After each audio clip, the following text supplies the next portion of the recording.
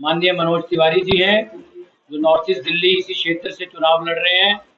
हमारे साथ एक ऐसी शख्सियत भी आज स्टेज पे मौजूद है जो किसी इंट्रोडक्शन की मोहताज नहीं है। 10 साल कैबिनेट मिनिस्टर रहे दिल्ली सरकार में और अभी उन्होंने एक बहुत महत्वपूर्ण पद को छोड़ के भारतीय जनता पार्टी को ज्वाइन किया है। माननीय अरविंदर सिंह लवली जी हमारे साथ, हमारे साथी अनंत त्रिवेदी और दीपक चौहान है, और लवली जी के साथ टीम में आए नीरज बसोया भैया जो पहले एमएलए रहे हैं, और अमित मलिक जी, ये भी यूथ लीडर है और अब तो यूथ नहीं रहे हैं बट अब प्रॉपर लीडर हैं।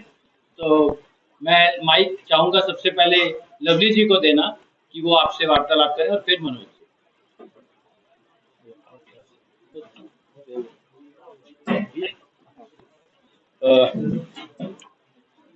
धन्यवाद नीलकांत जी, आप सब लोगों का यहाँ पे स्वागत है।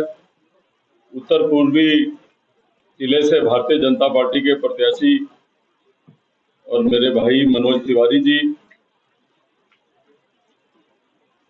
यहाँ पर उपस्थित सभी सम्मानित साथी, नीरज बसोया जी हमारे साथ विधानसभा में वर्षों तक सदस्य रहे हैं, अमित मलिक जी, जयकरण जी।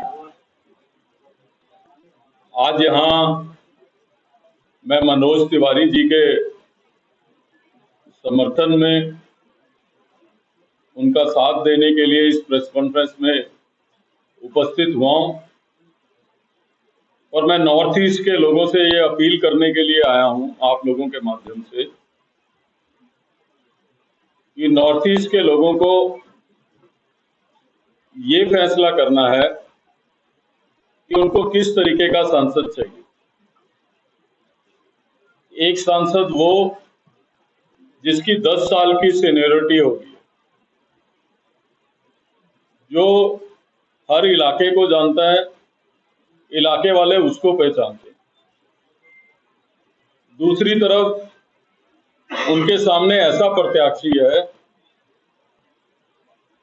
जो नॉर्थ ईस्ट के लोगों को तो छोड़ दो, अपनी पार्टी के कार्यकर्ताओं को भी नहीं पहचानता है। और 5 साल नॉर्थ ईस्ट किस तरीके का एरिया है वो आप लोग सब भली भांति वाकिफ है। छोटी छोटी गलियों का एरिया है, गांव का एरिया है, अनऑथराइज कॉलोनीज का एरिया है, सीमापुरी जैसी रीसेटलमेंट कॉलोनी जिसमें है, बुराड़ी जैसे विशाल एरिया जिसके अंदर है, जिसको एक शोर अगर जहांगीरपुरी से शुरू होता है तो दूसरे शोर में अनऑथराइज कॉलोनीज और गांव का इलाका है। और इन तमाम एरियाज को जानने के लिए हर एरिया की अलग समस्या है, हर एरिया की डेवलपमेंट के लिए अलग एजेंसीज है। और मैं समझता हूं कि 10 साल का जो तजुर्बा मनोज तिवारी जी का है, अब नॉर्थ ईस्ट के लोगों को उसका लाभ लेने का अवसर है। और 10 वर्ष जिस व्यक्ति की सीनियोरिटी हो जाए, और इन 10 सालों में एक आदमी दिल्ली में आप ऐसा ढूंढ के नहीं ला सकते जो ये कहे। 10 साल बहुत लंबा अरसा होता है, बड़े बड़े लोगों का दिमाग खराब हो जाता है। 10 साल में एक व्यक्ति पूरी दिल्ली में और नॉर्थ ईस्ट में आप ऐसा नहीं ढूंढ के ला सकते जो कहे कि मनोज तिवारी जी ने सभ्य तरीके से उसके साथ जो है व्यवहार ना किया हो, ठीक ढंग से जो है उससे बात ना की हो। और दूसरी तरफ ये सब बातें मैं इसलिए कह रहा हूं कि मैं दिल्ली में प्रदेश कांग्रेस कमेटी का अध्यक्ष था और कांग्रेस में उससे बड़ा पद नहीं मिल सकता था मुझे। और प्रश्न ये है कि मैं क्यों वो पद छोड़ के आया। वो इसलिए छोड़ के आया कि जिस तरीके का बेमेल गठबंधन आप पार्टी और कांग्रेस पार्टी का है, उसका सबसे बड़ा एग्जाम्पल नॉर्थ ईस्ट में है। इसीलिए आज मनोज जी के समर्थन में आप लोगों को संबोधित करने के लिए आया। किसी भी गठबंधन का बेसिक असूल क्या होता है? किसी भी गठबंधन का बेसिक असूल ये होता है कि वो कहे कि हम इसलिए गठजोड़ करके आए हैं कि आगे हम लोगों के लिए ये करेंगे, हम उस क्षेत्र के लिए ये करेंगे, या हम लोग मिलजुल के जो है देश के अंदर जो ये कमियां हैं इनको दूर करने के लिए ये करेंगे। आप सब समाज के सबसे जागरूक वर्ग हो, पत्रकार होने के नाते मैं आपसे प्रश्न पूछ रहा हूं, क्या इंडिया गठबंधन का कोई कॉमन मिनिमम प्रोग्राम दिल्ली में बना है? क्या दोनों पार्टियों ने मिलकर कोई कॉमन मिनिमम प्रोग्राम बनाया है कि हम लोग ये दिल्ली के लोगों के लिए करेंगे? तो महज केवल चुनाव लड़ने के लिए और किसी ना किसी तरीके से चुनाव जीतने के लिए ये गठबंधन है। इस गठबंधन का दिल्ली के विकास या नॉर्थ ईस्ट के विकास से कोई लेना देना नहीं है। अन्यथा दोनों पार्टियां मिलके एक कॉमन मिनिमम दो अब इंडिया गठबंधन में हो क्या रहा है कि लालू यादव जी अलग चल रहे हैं, ममता बनर्जी जी अलग चल रही हैं। दिल्ली में चुनाव हम अगर इकट्ठे भी लड़ रहे हैं या आप पार्टी और कांग्रेस पार्टी, तो भी जो है इनका कॉमन मिनिमम प्रोग्राम नहीं है।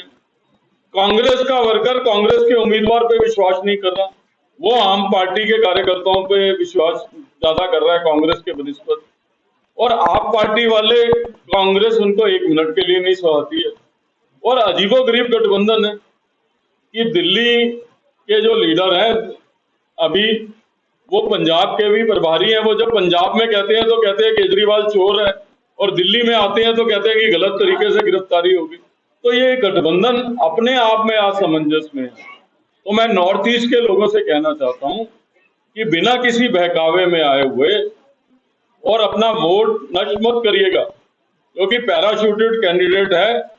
बेगूसराय में लैंड होते होते नॉर्थ ईस्ट में लैंड हो गया, और 5 साल के बाद कहां लैंड होगा उसका कोई भरोसा नहीं है।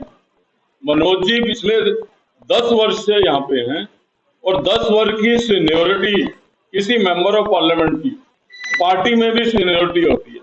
वो कहीं ना कहीं मैं समझता हूं कि उनकी प्रतिभा को जांच के ऐसे जगह पे होंगे जिसका फायदा सीधे रूप से, और केवल कोरी घोषणा कल तक जो है, जो ये कहा करते थे कि हम डीटीसी के अंदर महिला की सुरक्षा के लिए मार्शल लगाएंगे। मैं समझता हूं कि अब समय आ गया है कि उन मार्शल्स की ड्यूटी करके उनको चीफ मिनिस्टर हाउस में रखने की जरूरत है, क्योंकि महिला तो डीटीसी बस की तो छोड़ दो, वहां भी सुरक्षित नहीं है। और केवल ये बीजेपी की मानसिकता केवल इस घटना से नहीं खाली आती है। 20 सीटों के ऊपर देश के अंदर, पार्लियामेंट के अंदर आम आदमी पार्टी जो है वो चुनाव लड़ रही है। 13 पंजाब की, 4 दिल्ली की, 1 हरियाणा की, 2 गुजरात की। इनकी मानसिकता कैसी है कि इस 20 की 20 सीट पे एक भी महिला प्रत्याशी को ये इस लायक नहीं समझते। जो महिलाओं को 1000 रुपए देने की बात करते हैं, वो महिलाओं को केवल 1000 रुपए तक रखना चाहते हैं। ये एक भी महिला को इस लायक नहीं समझते कि उसको सांसद का टिकट देके संसद में प्रतिनिधित्व करने का मौका जो है वो दिया जाए। इस मानसिकता की सरकार। अभी मैं पिछले दिनों अरविंद केजरीवाल का एक ट्वीट पढ़ रहा था। उन्होंने दिल्ली के लोगों की फिर ध्यान बटाने की बात की। उन्होंने कहा कि दिल्ली के स्कूलों में हमारे बच्चों ने बहुत अच्छा प्रदर्शन किया। बच्चों ने अच्छा प्रदर्शन किया, उनको मेरी मुबारकबाद है, शुभकामनाएं हैं। वो जीवन में अच्छा करें। जो बच्चे नहीं कामयाब हो पाए उनके साथ भी हमारी शुभकामनाएं।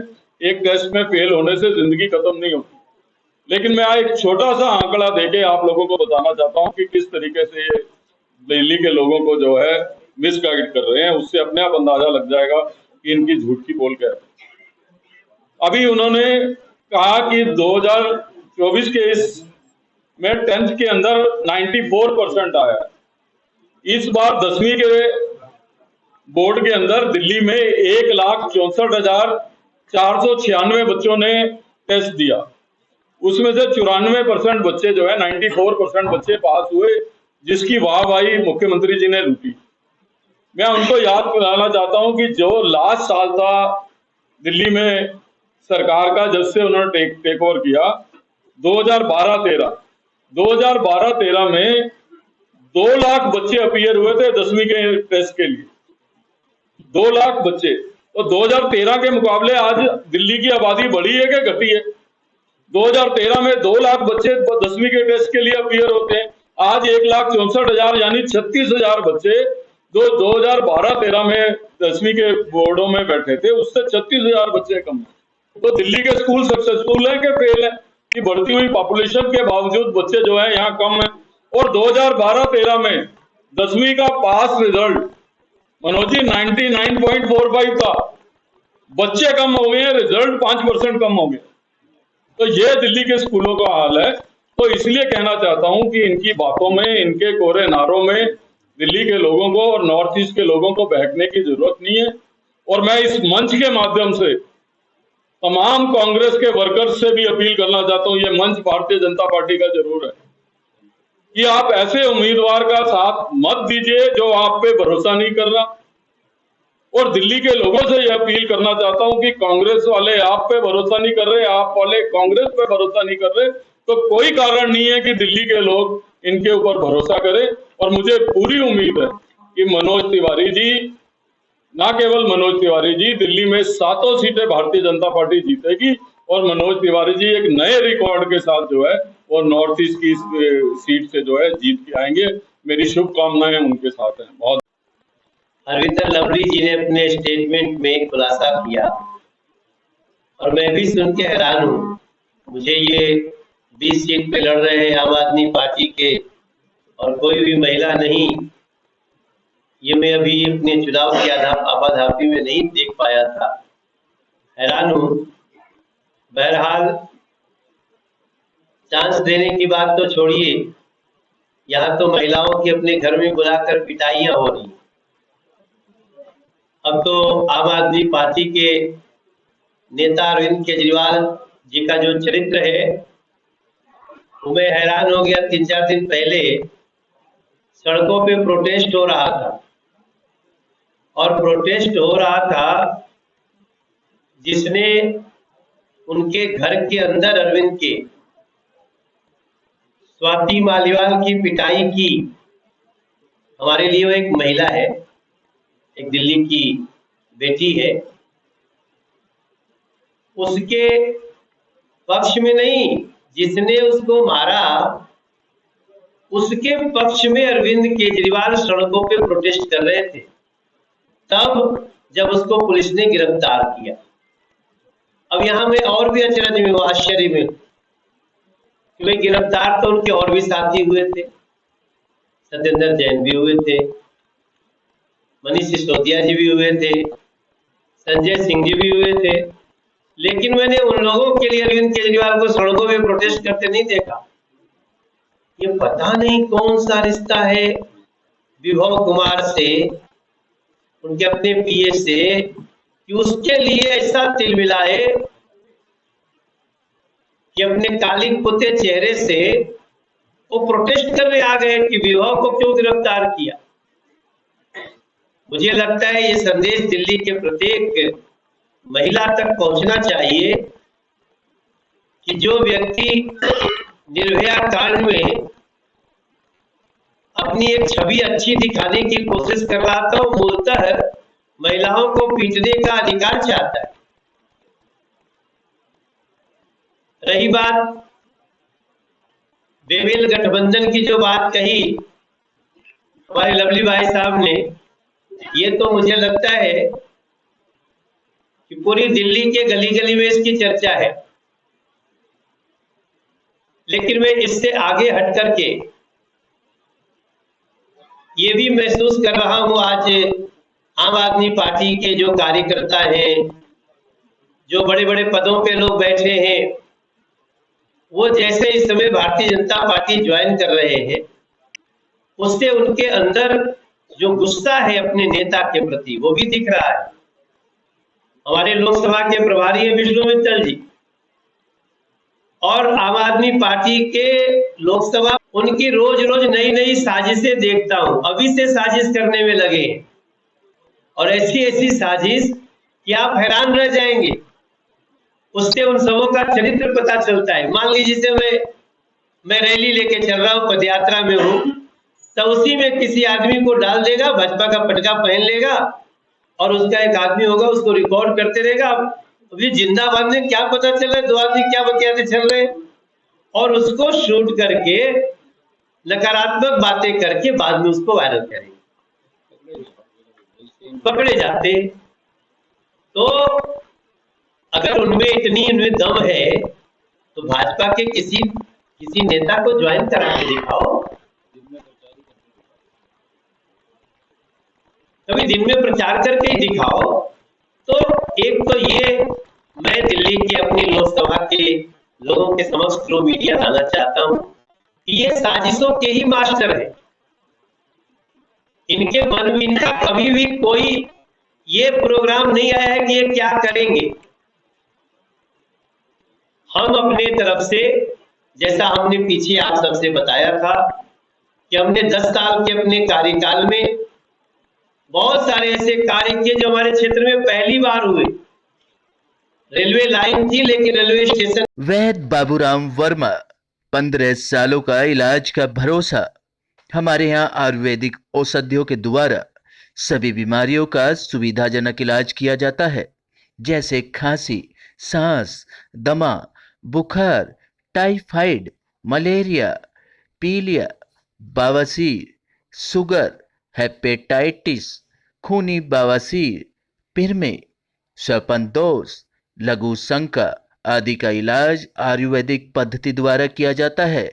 इसके अलावा सभी बीमारियों की जांच भी तसल्ली बख्श की जाती है, जैसे अल्ट्रासाउंड, एक्सरे, ईसीजी, रक्त, मलमूत्र, वीर्य की जांच इत्यादि। हमारे यहाँ दिल्ली सरकार द्वारा टीकाकरण, टीबी का इलाज व जांच मुफ्त की जाती है। हमारा पता है वैद्य बाबूराम वर्मा चैरिटेबल सोसाइटी, 329 गली number 9, Mandoli extension, near Nand Nagri bus depot के सामने, दिल्ली 93। आप हमारे नंबरों पर भी संपर्क कर सकते हैं। हमारे फ़ोन नंबर हैं 9213329205, 9211478312, 9910418312। आप हमारे चैनल पर भी दिए गए नंबरों पर भी संपर्क कर सकते हैं। हमारा फ़ोन नंबर है 8506973234।